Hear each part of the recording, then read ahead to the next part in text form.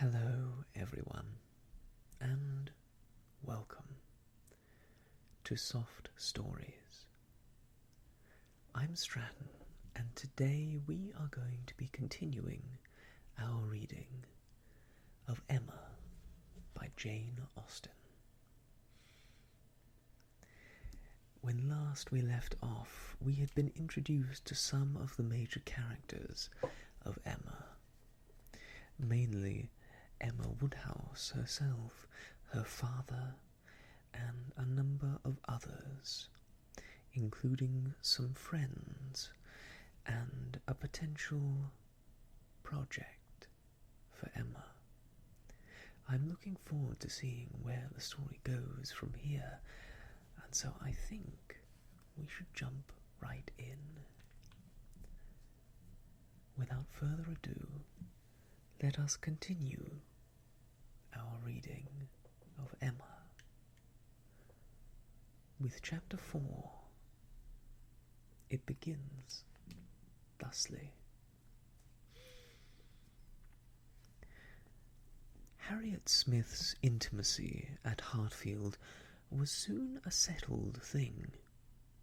Quick and decided in her ways, Emma lost no time in inviting, encouraging, and telling her to come very often, and as their acquaintance increased, so did their satisfaction in each other. As a walking companion, Emma had very early foreseen how useful she might find her. In that respect, Mrs. Weston's loss had been important. Her father never went beyond the shrubbery, where the 2 divisions of the grounds sufficed him for his long walk, or his short, as the year varied. And since Mrs. Weston's marriage, her exercise had been too much confined. She had ventured once alone to Randalls, but it was not pleasant. And a Harriet Smith, therefore, one whom she could summon at any time to a walk, would be a valuable addition to her privileges. But in every respect, as she saw more of her, she approved her, and was confirmed in all her kind designs. Harriet, certainly, was not clever, but she had a sweet, docile, grateful disposition, was totally free from conceit, and only desiring to be guided by anyone she looked up to. Her early attachment to herself was very amiable, and her inclination for good company and power of appreciating what was elegant and clever showed that there was no want of taste, though strength of understanding must not be expected. Altogether, she was quite convinced of Harriet Smith's being exactly the young friend she wanted, exactly the something which her home required. Such a friend as Mrs. Weston was out of the question. 2 such could never be granted. 2 such she did not want. It was quite a different sort of thing, a sentiment distinct and independent. Mrs. Weston was the object of a regard which had its basis in gratitude and esteem. Harriet would be loved as one to whom she could be useful. For Mrs. Weston there was nothing to be done. For Harriet, everything. Her first attempts at usefulness were in an endeavour to find out who were the parents, but Harriet could not tell. She was ready to tell everything in her power, but on this subject questions were vain. Emma was obliged to fancy what she liked, but she could never believe that in the same situation she should not have discovered the truth. Harriet had no penetration. She had been satisfied to hear and believe just what Mrs. Goddard chose to tell her, and looked no further. Mrs. Goddard, and the teachers, and the girls, and the affairs of the school in general, formed, naturally, a great part of her conversation, and but for her acquaintance with the Martins of Abbey Mill Farm, it must have been the whole. But the Martins occupied her thoughts a good deal. She had spent 2 very happy months with them, and now loved to talk of the pleasures of her visit, and describe the many comforts and wonders of the place. Emma encouraged her talkativeness, amused by such a picture of another set of beings, and enjoying the youthful simplicity which could speak with so much exultation of Mrs. Martin's having 2 parlours, 2 very good parlours indeed, one of them quite as large as Mrs. Goddard's drawing-room, and of her having an upper maid who had lived 25 years with her, and of their having 8 cows, 2 of them Alderneys, and 1 a little Welsh cow, a very pretty little Welsh cow indeed, and of Mrs. Martin saying, as she was so fond of it, it should be called her cow, and of their having a very handsome summer-house in their garden, where some day next year they were all to drink tea. A very handsome summer-house, large enough to hold 12 people. For some time she was amused, without thinking beyond the immediate cause, but as she came to understand the family better, other feelings arose. She had taken up a wrong idea, fancying it was a mother and daughter, a son and son's wife, who all lived together. But when it appeared that the Mr. Martin, who bore a part in the narrative, and was always mentioned with approbation for his great good nature in doing something or other, was a single man, that there was no young Mrs. Martin, no wife in the case, she did suspect danger to her poor little friend from all this hospitality and kindness, and that if she were not taken care of, she might be required to sink herself forever. With this inspiriting notion, her questions increased in number and meaning, and she particularly led Harriet to talk more of Mr. Martin, and there was evidently no dislike to it.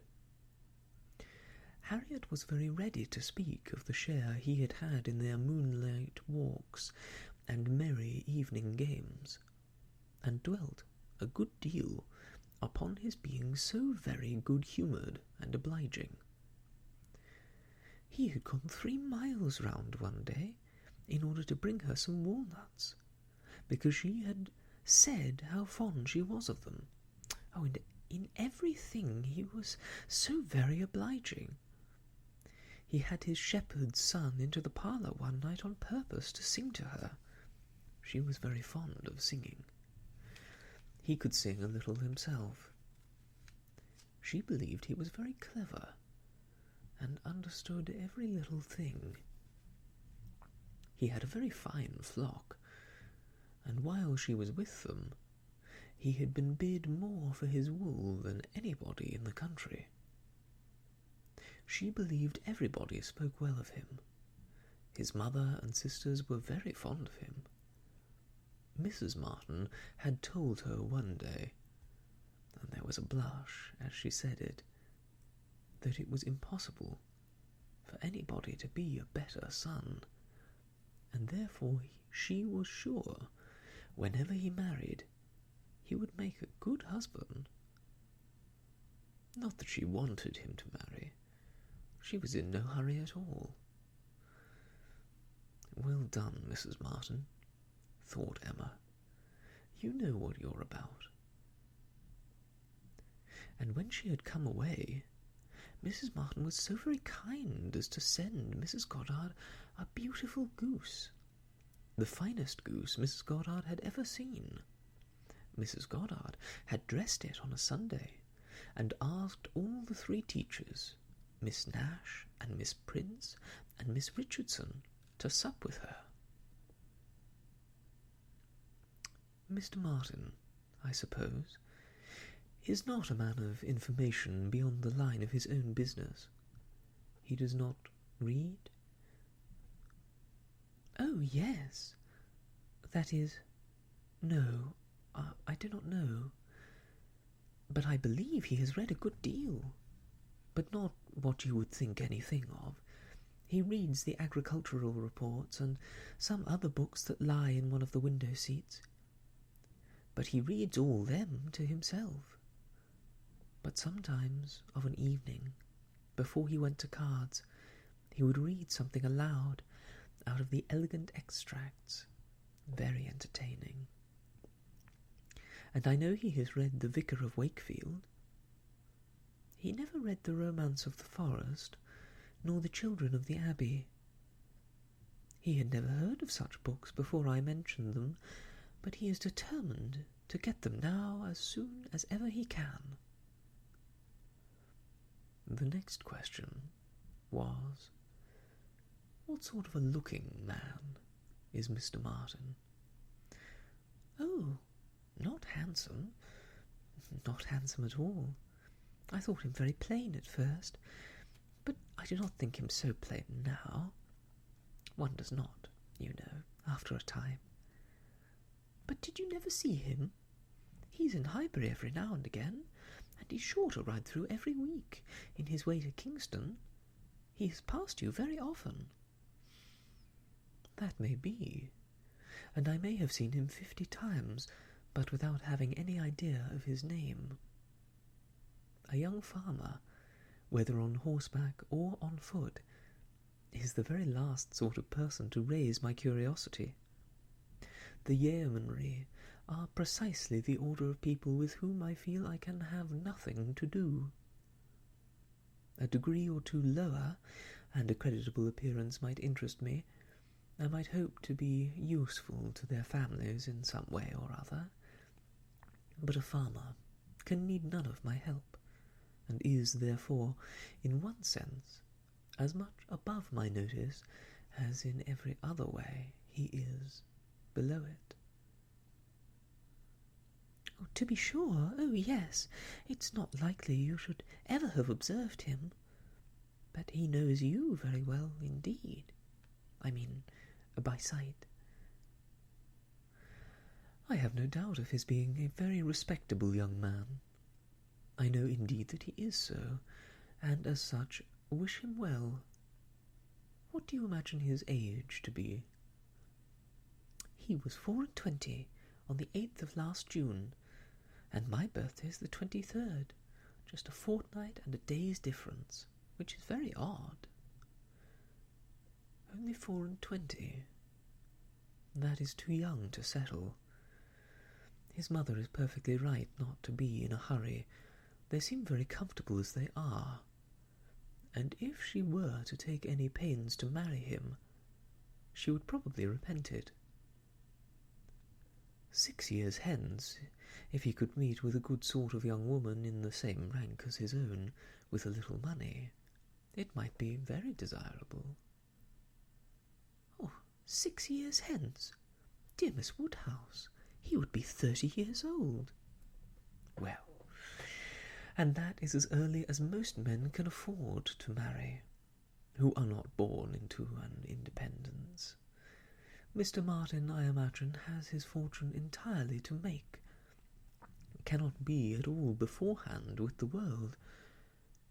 Whatever money he might come into when his father died, whatever his share of the family property, it is, I dare say, all afloat, all employed in his stock, and so forth, and though with diligence and good luck he might be rich in time, it is next to impossible that he should have realized anything yet. Oh, to be sure, so it is. But they live very comfortably. They have no indoors man, else they do not want for anything. And Mrs. Martin talks of taking a boy another year. I wish you may not get into a scrape, Harriet, whenever he does marry. I mean, as to being acquainted with his wife.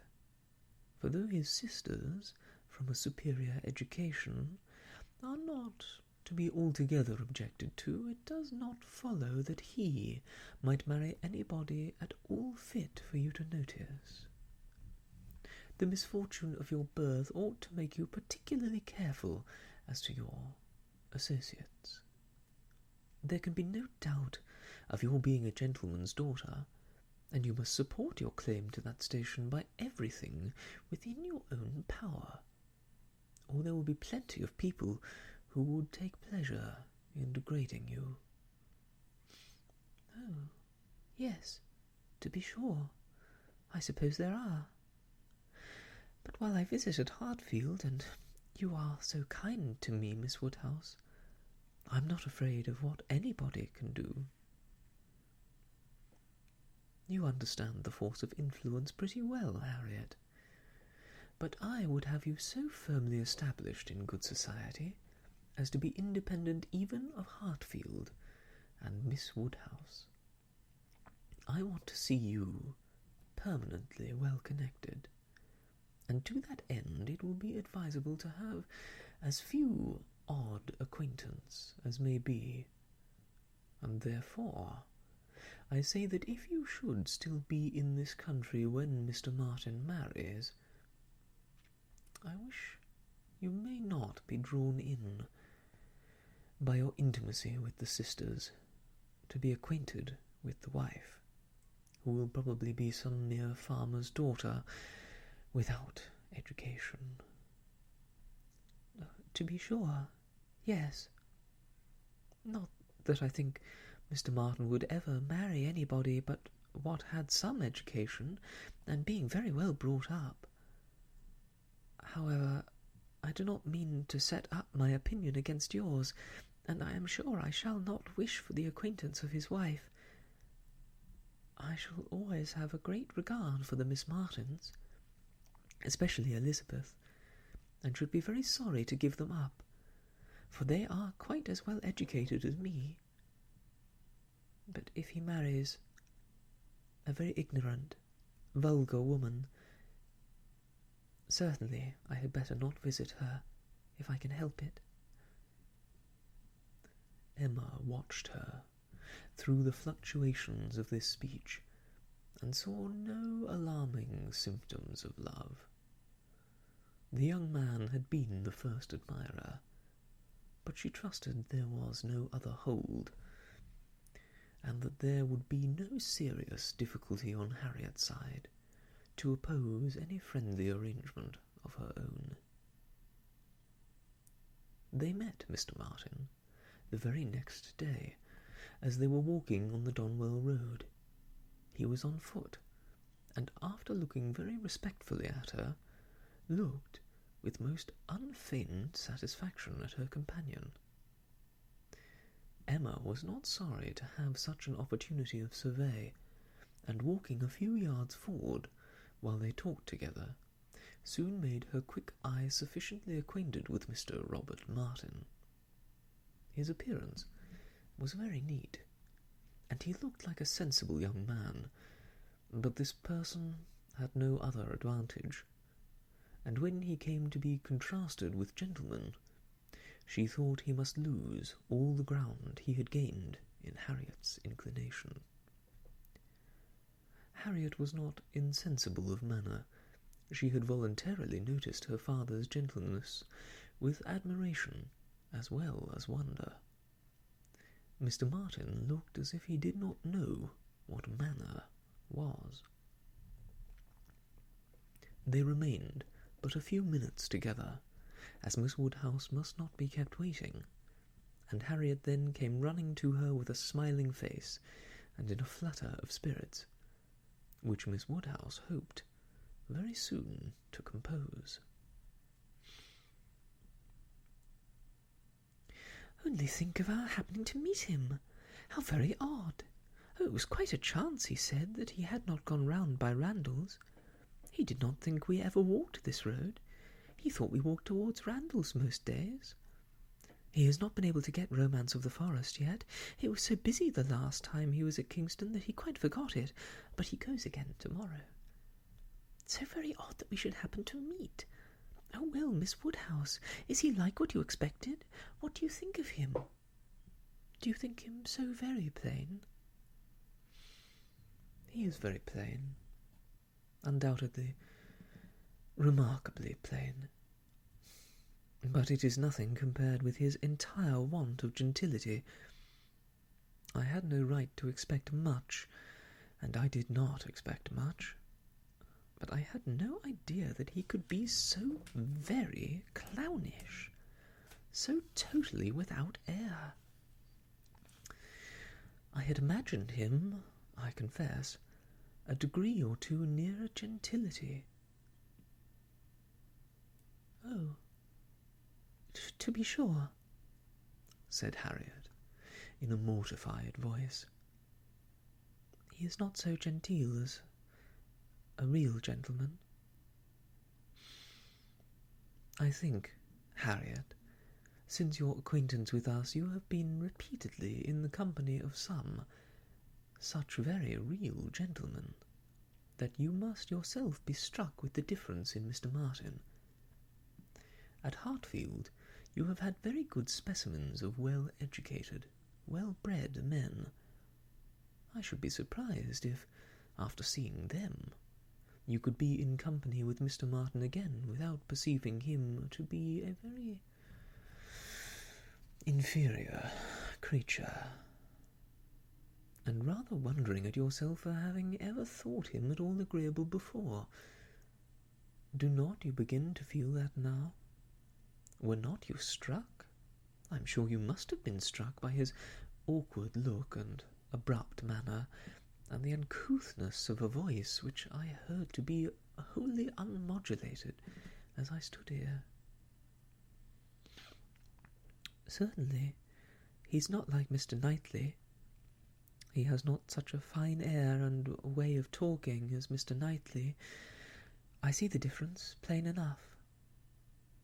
But Mr. Knightley is so very fine a man.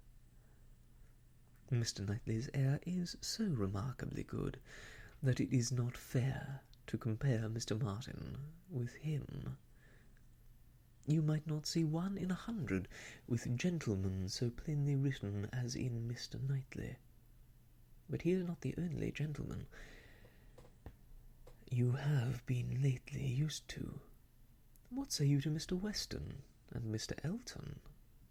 Compare Mr. Martin with either of them. Compare their manner of carrying themselves, of walking, of speaking, of being silent. You must see the difference." "Oh, yes, there's a great difference. But Mr. Weston is almost an old man. Mr. Weston must be between 40 and 50. Which makes his good manners the more valuable. The older a person grows, Harriet, the more important it is that their manners should not be bad, the more glaring and disgusting any loudness or coarseness or awkwardness becomes. What is passable in youth is detestable in later age. Mr. Martin is now awkward and abrupt. What will he be at Mr. Weston's time of life?" "There's no saying, indeed," replied Harriet, rather solemnly. "But there may be pretty good guessing. He will be a completely gross, vulgar farmer, totally inattentive to appearances and thinking of nothing but profit and loss." "Will he, indeed?" will be very bad. How much his business engrosses him already is very plain from the circumstance of his forgetting to inquire for the book you recommended. He was a great deal too full of the market to think of anything else, which is just as it should be for a thriving man. What has he to do with books? And I have no doubt that he will thrive and be a very rich man in time, and his being illiterate and coarse need not disturb us. I wonder he did not remember the book, was all Harriet's answer, and spoken with a degree of grave displeasure, which Emma thought might be safely left to itself. She, therefore, said no more for some time. Her next beginning was, in one respect, perhaps, Mr. Elton's manners are superior to Mr. Knightley's or Mr. Weston's. They have more gentleness. They might be more safely held up as a pattern. There's an openness, a quickness, almost a bluntness to Mr. Weston, which everybody likes in him, because there is so much good humour with it, but that would not do to be copied. Neither would Mr. Knightley's downright decided, commanding sort of manner, though it suits him very well.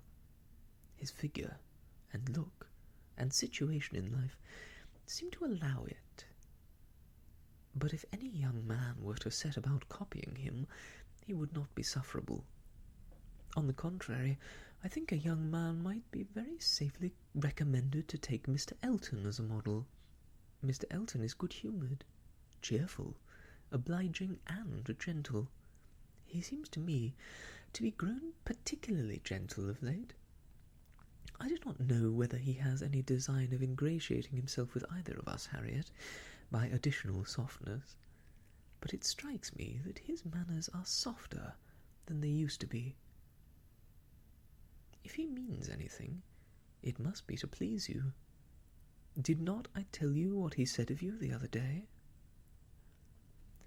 She then repeated some warm personal praise which she had drawn from Mr. Elton, and now did full justice to, and Harriet blushed and smiled, and said she has always thought Mr. Elton very agreeable. Mr. Elton was the very person fixed on by Emma for driving the young farmer out of Harriet's head. She thought it would be an excellent match, and only too palpably desirable, natural, and probable, for her to have much merit in planning it. She feared it was what everybody else must think of and predict. It was not likely, however, that anybody should have equalled her in the date of the plan, as it had entered her brain during the very first evening of Harriet's coming to Hartfield. The longer she considered it, the greater was her sense of its expediency. Mr. Elton's situation was most suitable, quite the gentleman himself, and without low connections. At the same time, not of any family that could fairly object to the doubtful birth of Harriet. He had a comfortable home for her, and Emma imagined a very sufficient income, for though the vicarage of Highbury was not large, he was known to have some independent property, and she thought very highly of him as a good-humoured, well-meaning, respectable young man, without any deficiency of useful understanding or knowledge of the world. She had already satisfied herself that he thought Harriet a beautiful girl, which she trusted, with such frequent meetings at Hartfield, was foundation enough on his side. And on Harriet's, there could be little doubt that the idea of being preferred by him would have all the usual weight and efficacy. And he was really a very pleasing young man, a young man whom any woman not fastidious might like. He was reckoned very handsome, his person much admired in general, though not by her, there being a want of elegance of feature which she could not dispense with. But the girl who could be gratified by a Robert Martin's riding about the country to get walnuts for her might very well be conquered by Mr. Elton's admiration. Chapter 5. "I do not know what your opinion may be, Miss Weston," said Mr. Knightley, "of this great intimacy between Emma and Harriet Smith, but I think it's a bad thing." "A bad thing? Do you really think it a bad thing? Why so?" "I think they will neither of them do the other any good." "Oh, you surprise me. Emma must do Harriet good, and by supplying her with a new object of interest, Harriet may be said to do Emma good. I have been seeing their intimacy with the greatest pleasure. How very differently we feel. Not think they will do each other any good? This will certainly be the beginning of one of our quarrels about Emma, Mr. Knightley." "Perhaps you think I am come on purpose to quarrel with you, knowing Weston to be out, and that you must still fight your own battle." "Mr. Weston would undoubtedly support me, if he were here, for he thinks exactly as I do on the subject. We were speaking of it only yesterday, and agreeing how fortunate it was for Emma that there should be such a girl in Highbury for her to associate with." "Mr. Knightley, I shall not allow you to be a fair judge in this case. You are so much used to live alone that you do not know the value of a companion, and perhaps no man can be a good judge of the comfort a woman feels in the society of one of her own sex, after being used to it all her life. I can imagine your objection to Harriet Smith. She is not the superior young woman which Emma's friend ought to be. But on the other hand, as Emma wants to see her better informed, it will be an inducement to her to read more herself. They will read together. She means it, I know." "Emma has been meaning to read more ever since she was 12 years old. I have seen a great many lists of her drawing up at various times of books that she meant to read regularly through, and very good lists they were. Very well chosen, and very neatly arranged, and sometimes alphabetically, and sometimes by some other rule. The lists she drew up when she was only 14, I remember thinking it did her judgment so much credit that I preserved it some time. And I dare say she may have made out a very good list now. But I have done with expecting any course of steady reading from Emma. She will never submit to anything requiring industry and patience, and a subjection of the fancy to the understanding. Where Miss Taylor failed to stimulate, I may safely affirm that Harriet Smith will do nothing. You never could persuade her to read half so much as you wished. You know you could not." "I dare say," replied Mrs. Weston, smiling, "that I thought so then, but since we have parted, I can never remember Emma's omitting to do anything I wished." "There is hardly desiring to refresh such a memory as that," said Mr. Knightley, feelingly, and for a moment or two he had done. "But I," he soon added, "who have had no such charm thrown over my senses, must still see, hear, and remember. Emma is spoiled by being the cleverest of her family. At 10 years old she had the misfortune of being able to answer questions which puzzled her sister at 17. She was always quick and assured, Isabella slow and diffident, and ever since she was 12, Emma has been mistress of the house and of you all. In her mother she lost the only person able to cope with her. She inherits her mother's talents, and must have been under subjection to her. I should have been sorry, Mr. Knightley, to be dependent upon your recommendation. Had I quitted Mr. Woodhouse's family and wanted another situation, I do not think you would have spoken a good word for me to anybody. I'm sure you always thought of me unfit for the office I held." "Yes," said he, smiling. "You're better placed here. Very fit for a wife, but not at all for a governess. But you were preparing yourself to be an excellent wife all the time you were at Hartfield. You might not give Emma such a complete education as your powers would seem to promise, but you were receiving a very good education from her, on the very material matrimonial point of submitting your own will, and doing as you were bid. And if Weston had asked me to recommend him a wife, I should certainly have named Miss Taylor." "Thank you. There will be very little merit in making a good wife to such a man as Mr. Weston." "Why, to own the truth, I'm afraid you are rather thrown away, and that with every disposition to bear, there will be nothing to be borne. We will not despair, however. Weston may grow cross from the wantonness of comfort, or his son may plague him." "I hope not that. It is not likely. No, Mr. Knightley, do not foretell vexation from that quarter." "Not I, indeed. I name only possibilities. I do not pretend to Emma's genius for foretelling and guessing. I hope, with all my heart, the young man may be a Weston in merit, and a Churchill in fortune. But Harriet Smith, I have not half done about Harriet Smith. I think her the very worst sort of companion that Emma could possibly have. She knows nothing herself, and looks upon Emma as knowing everything. She is a flatterer in all her ways, and so much worse because undesigned.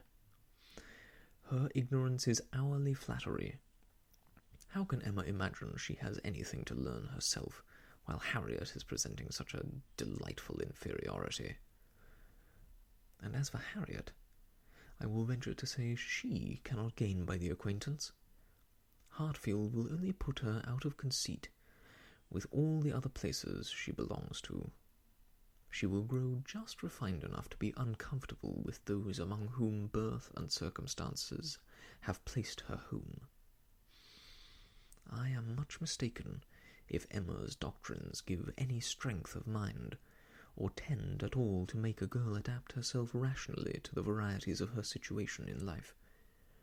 They only give a little polish. I either depend more upon Emma's good sense than you do, or I am more anxious for her present comfort, for I cannot lament the acquaintance. How well she looked last night!" "Oh, you would rather talk of her person than her mind, would you? Very well. I shall not attempt to deny Emma's being pretty." "Pretty? Say beautiful, rather. Can you imagine anything nearer perfect beauty than Emma altogether? Face and figure?" "I do not know what I could imagine, but I confess that I have seldom seen a face or figure more pleasing to me than hers. But I am a partial old friend." "Such an eye! A true hazel eye, and so brilliant. Regular features, open countenance, with a complexion, oh, what a bloom of full health, and such a pretty height and size, such a firm and upright figure. There is health, not merely in her bloom, but in her air, her head, her glance. One hears sometimes of a child being the picture of health. Now Emma always gives me the idea of being the complete picture of grown-up health. She is loveliness itself, Mr. Knightley, is she not?" "I have not a fault with her person," he replied. "I think her all you describe. I love to look at her, and I will add this praise, that I do not think her personally vain. Considering how very handsome she is, she appears to be little occupied with it. Her vanity lies another way. Mrs. Weston, I am not to be talked out of my dislike of her intimacy with Harriet Smith, or my dread of its doing them both harm. And I, Mr. Knightley, am equally stout in my confidence of its not doing them any harm. With all dear Emma's little faults, she is an excellent creature. Where shall we see a better daughter, or a kinder sister, or a truer friend? No, no. She has qualities which may be trusted. She will never lead anyone really wrong. She will make no lasting blunder. Where Emma errs once, she is in the right 100 times. Very well. I will not plague you any more. Emma shall be an angel, and I will keep my spleen to myself till Christmas brings John and Isabella. John loves Emma with a reasonable and therefore not blind affection, and Isabella always thinks as he does, except when he is not quite frightened enough about the children. I'm sure of having their opinions with me. I know that you all love her really too well to be unjust or unkind, but, excuse me, Mr. Knightley, if I take the liberty, I consider myself, you know, as having somewhat of the privilege of speech that Emma's mother might have had. The liberty of hinting that I do not think any possible good can arise from Harriet Smith's intimacy being made a matter of much discussion among you. Pray excuse me. But supposing any little inconvenience may be apprehended from the intimacy, it cannot be expected that Emma, accountable to nobody but her father, who perfectly approves the acquaintance, should put an end to it, so long as it is a source of pleasure to herself. It has been so many years my province to give advice, that you cannot be surprised, Mr. Knightley, at this little remains of office. Not at all, cried he. I am much obliged to you for it. It is very good advice, and it shall have a better fate than your advice has often found, for it shall be attended to. Mrs. John Knightley is easily alarmed, and might be made unhappy about her sister. Be satisfied, said he. I will not raise any outcry. I will keep my ill humour to myself. I have a very sincere interest in Emma. Isabella does not seem more my sister, has never excited a greater interest, perhaps hardly so great. There is an anxiety, a curiosity in what one feels for Emma. I wonder what will become of her. So do I, said Mrs. Weston gently. Very much. She always declares she will never marry, which, of course, means nothing at all. But I have no idea that she has ever yet seen a man she cared for. It would not be a bad thing for her to be very much in love with a proper object. I should like to see Emma in love, and in some doubt of a return. It would do her good. But there is nobody hereabouts to attach her, and she goes so seldom from home. There does, indeed, seem as little to tempt her to break her resolution at present, said Mrs. Weston, as can well be. And while she is so happy at Hartfield, I cannot wish her to be forming any attachment which would be creating such difficulties on poor Mr. Woodhouse's account. I do not recommend matrimony at present to Emma, though I mean no slight to the state, I assure you. Part of her meaning was to conceal some favourite thoughts of her own and Mr. Weston's on the subject, as much as possible. There were wishes at Randalls respecting Emma's destiny, but it was not desirable to have them suspected, and the quiet transition which Mr. Knightley soon afterwards made to, "What does Weston think of the weather? Shall we have rain?" convinced her that he had nothing more to say or surmise about Hartfield. And that is where we will leave you for now. An interesting place, and we see even more the relationships between these people, the webs of connections that already exist and that are being formed by some machinations of others. I'm interested in the character of Emma, and I'll look forward to seeing what happens next time on Soft Stories. Thank you so much for joining me, and until next we meet, I wish you all the best, and goodbye.